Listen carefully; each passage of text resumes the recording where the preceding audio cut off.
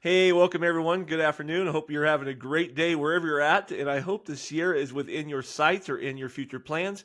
We're back here this week at Sierra Right Now podcast.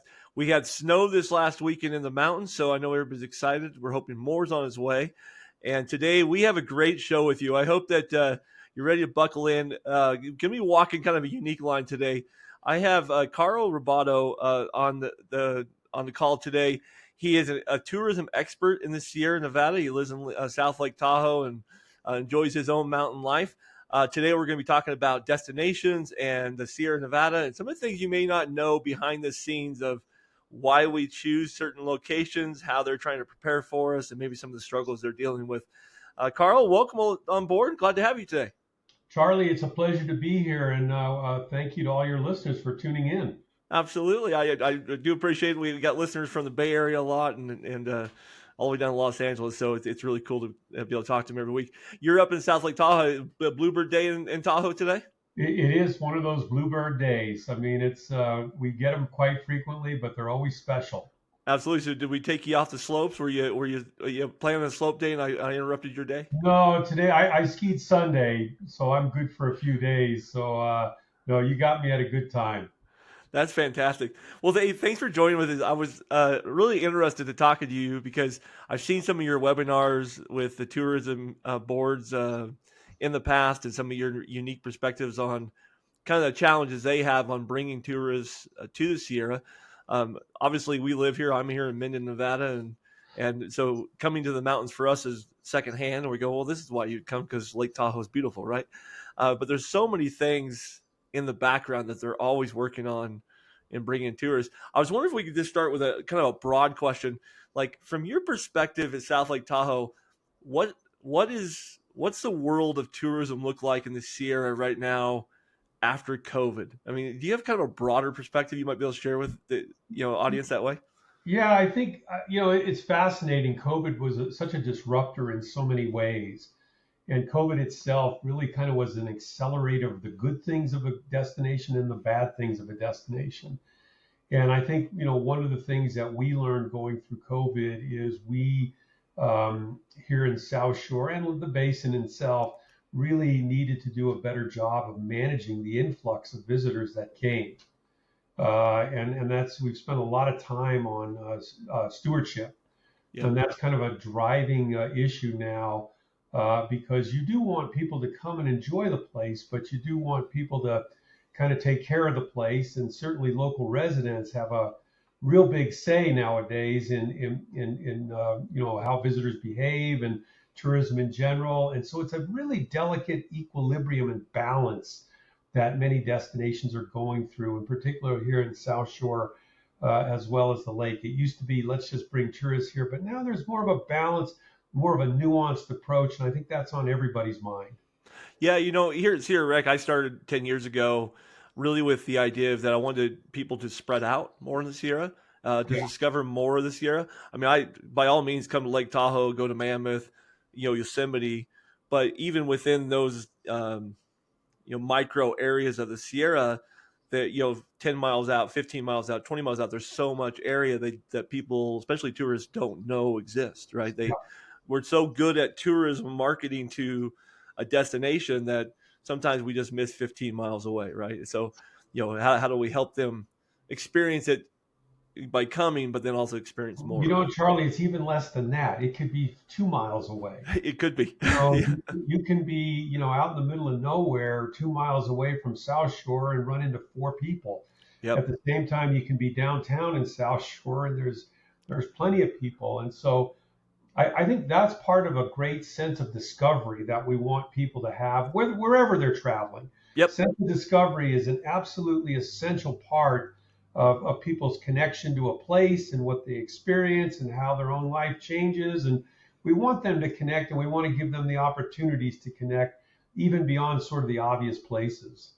Yeah, that's exactly right. I think that you're right on point there. I've told the story before, but when I first started the magazine, I had just visited Mammoth, and I was talking to a visitor in line on a bus going down the Devil's Postpile. He'd been in Mammoth for 5 days, and he didn't realize that he could be in Yosemite National Park 30 minutes up the road, Right. or that even June Lake was 15 minutes up the road. He had he stayed in Mammoth the entire 5 days because there were so many things you could do right there. And I always think, hey, you could travel up the road just a few minutes, but you're right. You could probably just take a turn on the right road in South Lake Tahoe, for example, and go, hey, this is a quiet neighborhood. Yeah, and Yeah. to your point, I live in Tahoe, but I do love the Eastern Sierra. Yep. It's one of my passionate places. I've done a lot of consulting work in Mono County and Inyo County, Okay. and have really come to love the Eastern Sierra, its views, its perspective, its vibe. It's Mm-hmm. different than Tahoe's vibe, and I love those places. And yeah, you can find some amazing little places off of Highway 395, not very far, and that's what makes the whole place amazing. There's just so Mm-hmm. much to discover. Yeah, I mean, our sponsors here, we'll talk about them a little bit later. Here in the Carson Valley, we talk about it all the time about, we're literally the bedroom community of South Lake Tahoe, if you will, right down the mountain. And there's so much open space and area to explore once you crest the peak as well. And again, I would never stop anybody from going to South Lake Tahoe, but the fact that you come down here and get away from the crowds a little bit more, or Alpine County right next door, it really does become a bigger network if you're willing to explore around a little bit, which is pretty cool. We all sneak away to Alpine County, Charlie. We all sneak around there. We absolutely sneak away to Alpine County. That's like my bedroom community for stress relief. Yes. There you go. I was looking at your books online, and you've done a lot of blog posts, obviously lately too. Yeah, you have a book right now on strategy and creativity, which really kind of speaks to me a little bit. Can you maybe take the listener here, they're a tourist, about what do you mean by strategy and creativity when tourists in the tourist market? Is there a relevance to what that means to them? Yeah, I think they see the end result of that. When you talk about tourism marketing, a lot of times we sort of market the obvious things. We've got a golf course, we've got a ski resort, we've got this or that. And what a lot of my writing has been about is to go beyond that. And that creativity, your community's creativity, whether it's the culture, the events, the art, the expressions that your local community has, is really what makes you an interesting place. Yep. And that's what people want, is an interesting place to visit. It's amazing how similar tourism destinations have become over the years. Mm-hmm. Many people have great dining. There's a hiking trail. There's a special event. But it's that community creativity, and tapping into that creativity is really, what makes a destination unique and different, and how a tourism organization or a destination connects with that visitor to allow them to connect to that unique part of a destination, I think is a lot of the thinking I've been sort of promoting over the years. I love that because you're absolutely right. Just around Lake Tahoe, South Lake Tahoe, it feels completely different than Tahoe City to me. Yeah. And Incline Village is completely unique in itself. And then if you cross the range of Virginia City, you got a whole different community feel and vibe, all within 30 minutes of each other, if you really put it that way, right? Yes. And in fact, I like to look at it as a grocery store. If you walk in the grocery store, you have the meat department, the dairy area, the fresh vegetables. Yeah. If you look at it from a regional perspective, we have a lot of different products and experiences on the shelf. Everything from the urban environment and airport and university and influence in Reno to Virginia City, its historical roots, to Tahoe and its environmental and outdoor recreation play, to the Carson Valley and its sort of vibe. Truckee is really a unique place also. Yep. We've got all these different experiences contained within one sort of regional area. So there's really something for everybody. Yep. Depending on what your taste is. You used the word vibe a couple times now. I'm wondering. This would be a little challenging. I didn't prep you for this, Carl, so if it's a little challenging, I understand. I wonder if you could possibly take a broader scope of the Sierra real quick in your mind, and maybe in a couple words for each area, kind of label the vibe, if you would for these different areas. Would that be really challenging for you to do? I can take a shot at it.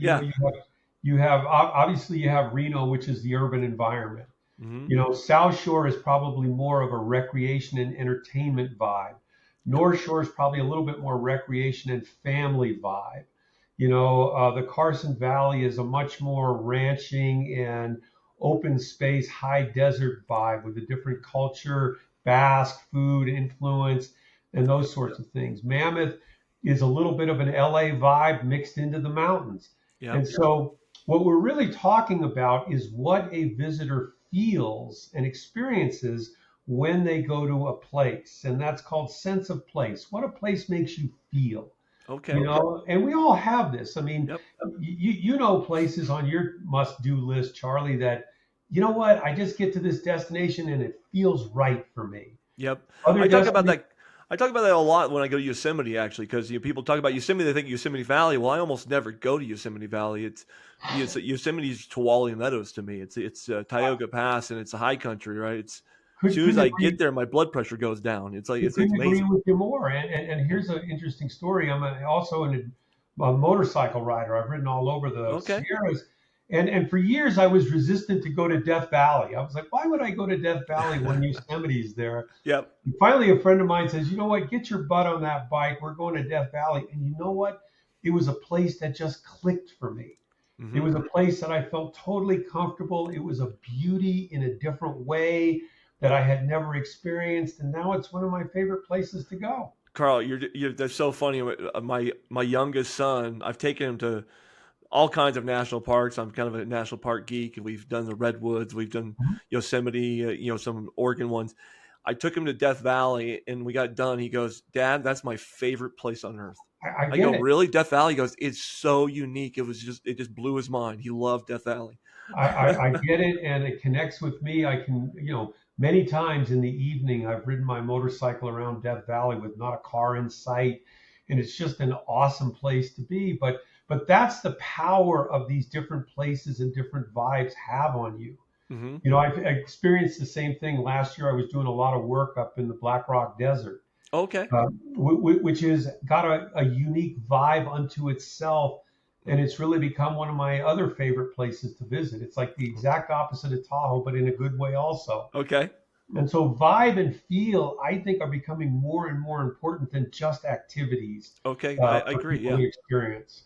Yeah, I work a lot with Plumas County, and Mhm. that's a whole different experience to be a tourist and going to visit in Quincy or Chester or Absolutely. Lake Almanor, because you're really talking about slowing down and really experiencing outdoors in more of a calmer, maybe more historical Yeah. perspective, in that area. Big rich Indian culture up there, so there's a lot of different things. But when families go up there, like I go with my wife, it's really about waking up a little late, sipping Mhm. coffee by the shore, going on a nice hike in the trees. It's a little different vibe than going to Tahoe, where where's my mountain bike, my I- skis, you e- know. e- Exactly. And I think people are becoming more and more sensitive to it. And I think tourism promotion organizations are beginning to realize it's really tapping into the creativity of the culture and presenting that to visitors than just sort of the obvious things. How fascinating. I know one of the things that we've dealt with since COVID, especially I talked to people, is that we're seeing destinations deal with overcrowding, right? Yeah. So Lake Tahoe, Emerald Bay section is, highly overcrowded during the summertime, especially. Slope parking's getting better with their new restrictions. Yosemite's dealing with how do we deal with the crowds in the valley and permits. Do you have any perspective on what you've seen in the industry, maybe good and bad, about how they're kind of approaching overcrowding, how they're helping, maybe some perspective on how the visitor can help? Well, there's a couple, you bring up some great points. One of it is how do you manage it? It's really hard to shut it off. There's 40 million people that live in California. Yep. They're going to the Sierras. Yep. There's so many people that have moved around Lake Tahoe from Folsom to Washoe County to Story to Douglas County. Where do they go? They go to Lake Tahoe. So it's really hard to shut it off. So you look at how do you manage it? Mm-hmm. And one of the most frequent tools we're beginning to see is through parking and parking fees and parking reservations. And if you look even at Sand Harbor, Yep. they're doing some parking things. I think Spooner Park is going to get into that. Yep. The ski resort Heavenly has managed parking. The casinos now have managed parking. So these are some of the tools that you're beginning to see to manage. ultimately it comes down to educating that visitor. And that visitor has to take also some responsibility to take care of that. We need to make them an ambassador to the Sierras, and they want to take care of it. Don't leave your trash next to a can where a bear is going to get at it. Pick up your dog poop, when you're hiking the trail.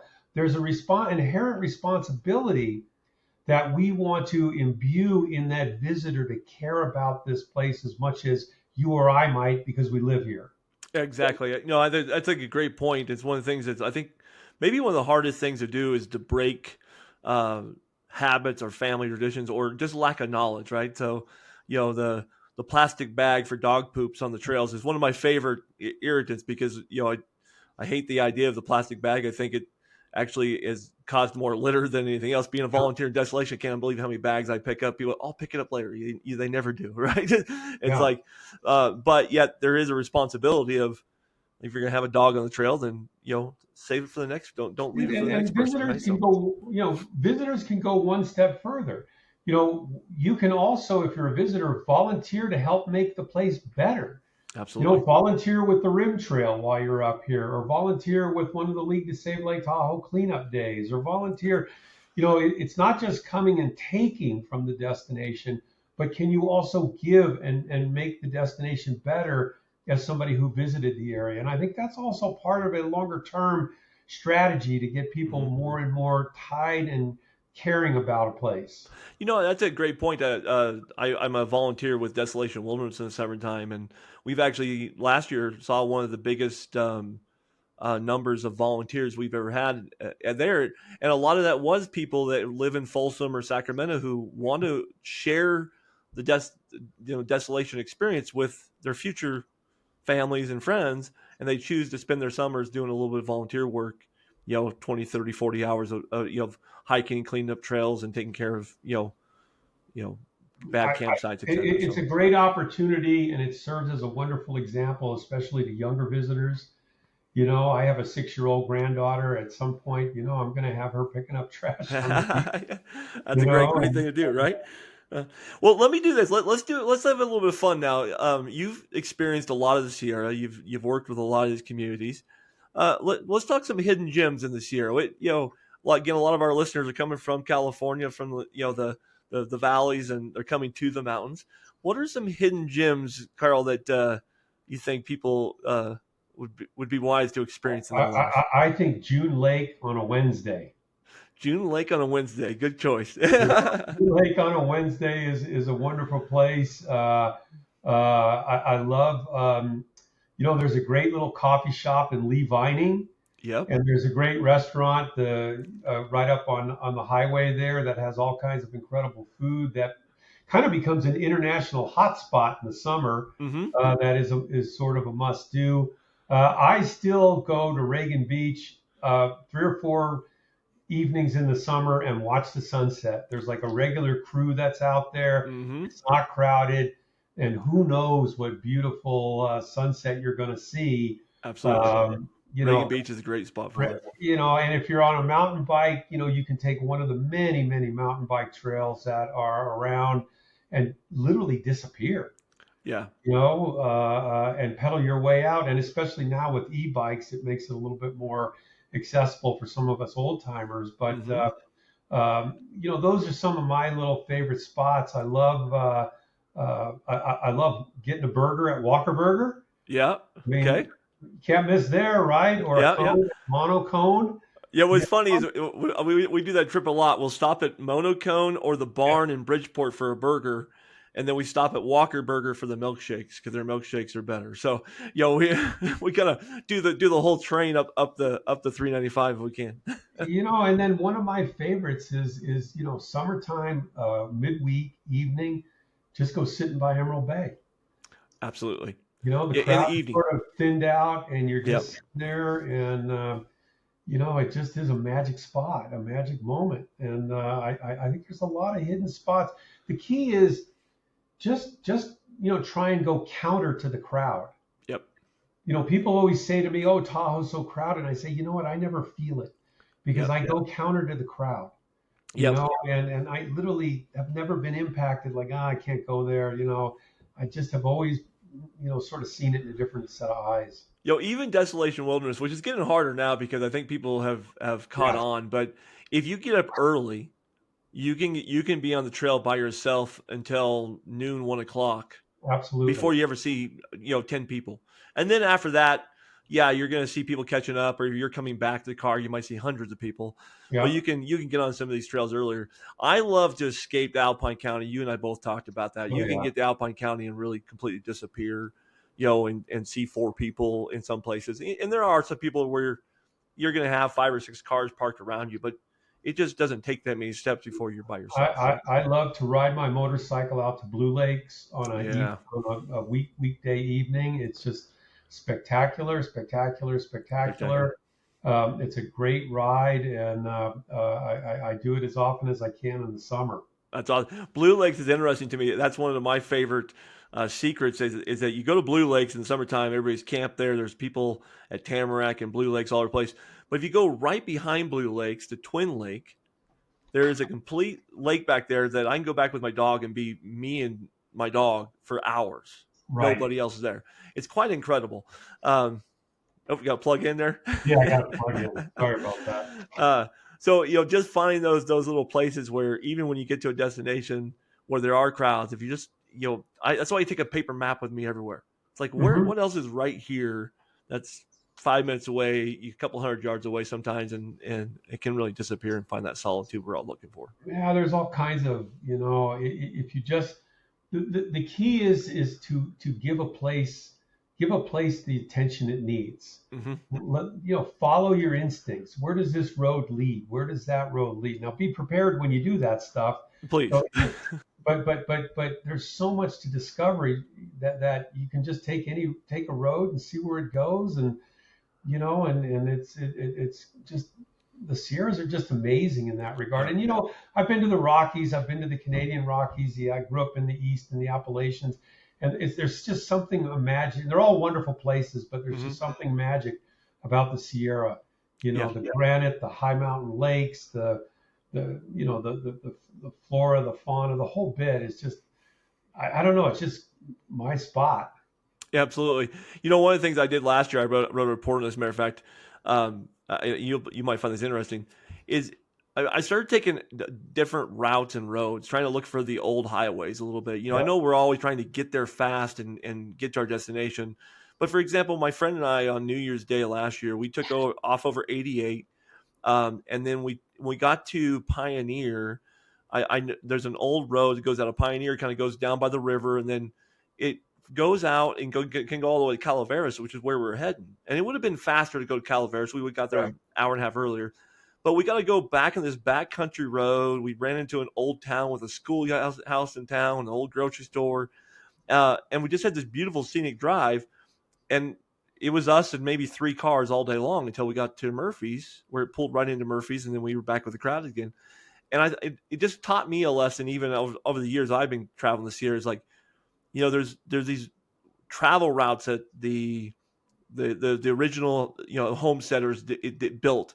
They have such a unique view of the Sierra. You can see the countryside a whole different way than on the freeways we've built now to get there faster. You bring up a great little secret, Charlie. Many of these two-lane roads that you and I like were Hmm. built with federal money, but counties have to keep them up, Yep. and so they're in pretty decent shape. But nobody uses them because they want to get to point A to point B the quickest. But these roads are actually in pretty good shape. Some better than others, but definitely good shape. And you can really have quite a nice little discovery and adventure. Yeah, absolutely. Yeah, there's just so many hidden secrets. Like I said, I've been writing for about 10 years about Sierra. I still feel like I've covered maybe 10% of the mountain range as far as everything I can see and cover myself. There's so many stories to be told. Is there a place where, in your writings and readings, is there a site or a resource that you would suggest general audience to look for and read to find this type of material? You know, I Oop, are you still there? I may have lost Carl and his connection there. We lost a little internet there. We'll see if he comes back here. As we're finishing up this topic, we're just about done with our show here, and we're hopefully Carl will be able to hop back on here. I wanted to bring this show to you guys as a reader because tourism is such an interesting piece of the Sierra, right? We have these great tourism boards and these communities that do all the marketing to bring you to their area. Obviously, they can't survive without the tourism dollar in most cases, but there's such a unique element to telling their story. And it looks like maybe we lost Carl here. We'll see if he can join us back on here. There's such a unique element to each of their stories, whether you go into Plumas County, come to the Carson Valley, go to Lake Tahoe, down to Mammoth, even Yosemite, that part of that role when we go traveling is to see what our spot in this story is. And we're starting a promotion this year at Sierra Magazine called Tell Your Sierra Story, because each of us has a unique travel route, travel tip for the mountains. There's experts in the field like Carl who have studied our patterns and our history and our stories for a long time. And then there's us. And we're here now, right? Hey, Carl, how's it going? That's absolutely fine. I'm glad you made it back Sorry in. about that, Charlie. We had a little power burp more up general here to the audience here about kind of their role in telling their story in the Sierra as well, right? Because we're all writing our own story here in the Sierra. And yep. Yeah. And you had asked me, where do I look? Where would somebody look? One of the tricks that I do, Charlie, is I'll take a look at the Mammoth newspaper, or I'll take a look at your guys' paper down there, or the Tahoe paper, or I just sort of pick these little areas that are interest and subscribe to their paper and see what they're talking about and what the latest thing that they're doing, and so I think that's one way I try and stay informed at the ground level of things to do and places to see and that sort of thing. And it's a great way to localize yourself to some of the issues and wow, I didn't know that was going on in Mammoth, or I didn't know that was going on up in Truckee or whatnot. That's fantastic, so Carl. I think It's that's good one advice. of the little tricks it's one of the reasons I stay in use touch. local resources like that and a lot of websites as myself, but I use a map. I pull a paper map out of a region. I buy maps for every of these little regions I go to, and I go, okay, what am I missing here? What?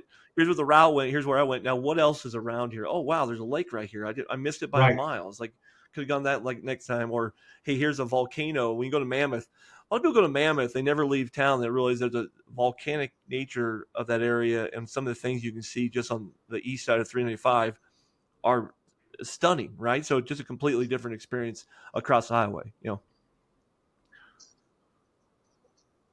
And I love the road out to to Walker Lake from Highway 395. There is. I mean, pick your direction. Pick your favorite recreational activity. So, Carl, you wouldn't believe this, even though you've had a blip here. We're on our 30-minute mark of our show already, and we do like to keep it to 30 minutes for our guest and for you yourself. You've only committed that much time.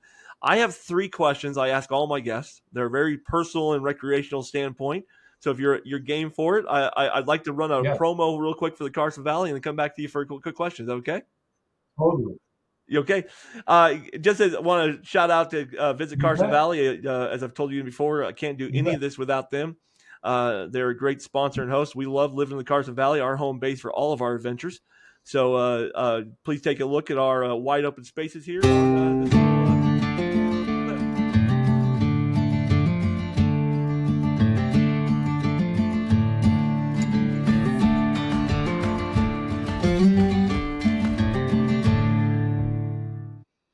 Now, what people don't know is I think Carl may have had a little bit of voice in that at some point in time video. But Carl, thank you so much for joining us today. Here's my 3 questions for you. Okay, so let's pretend your bag is packed behind you and you have some time off to go experience the Sierra in your favorite way.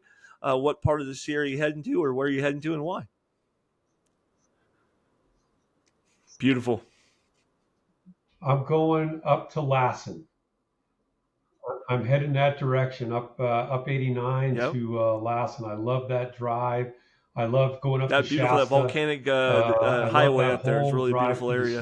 I work with Plumas County a lot up there as well. So that's a great choice. On your tours or your outdoor adventures, I'm a big foodie. I like a cheat. We talked about cheeseburgers at Walker Burger already. What's your go-to meal when you're traveling, and do you have a favorite spot in the Sierra? Oh, wow. Okay. It's tricky because my In the favorite mountains, meal yeah. is sushi, and so you got to be careful where you're going. Nice. Well, I'm gonna pick on one of my hometown sushi places here. Naked Fish or Off the Hook are two of my favorites locally, I'm a big but fan of Off the I'll Hook as well. I haven't explore done the other naked fish, but places if Off the they've Hook got is them. a good place to go. And then finally, I'm a map guy. I've told that a couple times in this story. I always take maps where I'm going. Everybody has a piece of gear they don't like to leave home without, especially if they're going outdoors. Are you a gear guy? Is there a certain thing that you like taking, a fishing pole, or certain thing you don't like leaving home without? I, I'm a total Hiking poles. All gearhead, right. Yeah, and right. the You got a thing that certain I kind of always have in pole the you back of like? my car is hiking poles.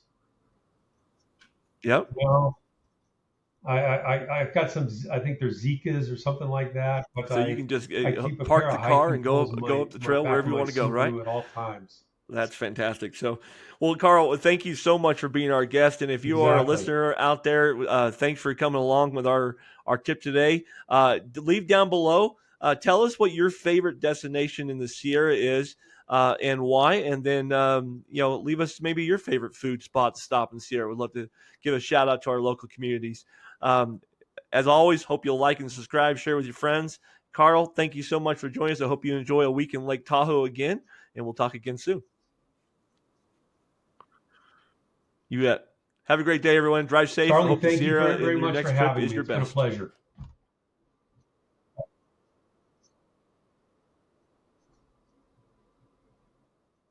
Hey, Charlie, that was great. Thank you so much.